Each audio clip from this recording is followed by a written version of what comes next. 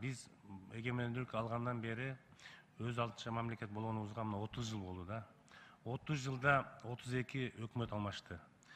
Бирок биз ушул кезге чейин кылымдар бою достукта, ынтымакта жашап келген өзбек, тажик, боордош элибиз менен болгон чек араны алигече так аныктай албадык да. Мунун айынан көп жылдан бери мына чыр чатактар токтобой келет да. Эми бул туура эмес. Биз кошуна мамлекеттер менен ынтымакта, достукта жашашыбыз керек.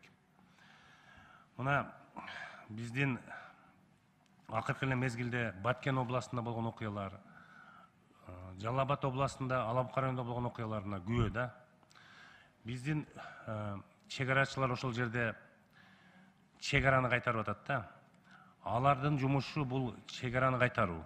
Ал ошол жерде жергиликтүү элге түшүндүрүү иштерин бул жергиликтүү жетекчилер гана туура түшүндүрүү иштерин жүргүзүш керек да. Бул жакшы жүрбөй жатат бүгүнкү күндө. Ошол жергиликтүү бийлик ошол эл менен тыгыз байланышта иштесе, түшүндүрүү иштерин алып барса, мен ойлойм мындай чыр чатактар аз болмок.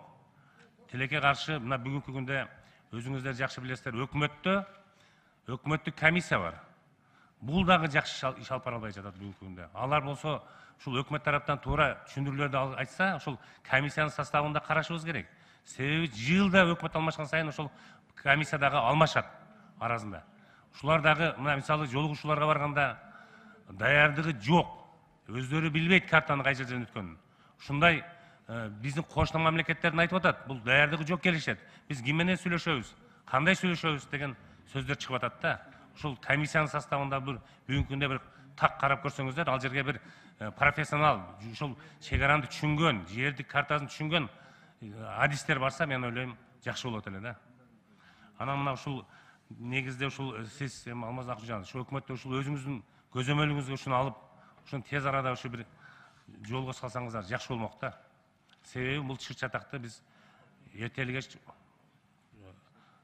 токтотушубуз керек да, туурабы? Ошон үчүн чек ара маселеси бул оор маселе билебиз. Ошондуктан бул чек ара маселесин бүгүнкү күндө ушул тез арада ушул жолго салууга сиз өзүңүз лично бир көзөмөл алыңызчы өкмөттө. Рахмат. Башка сөз жок.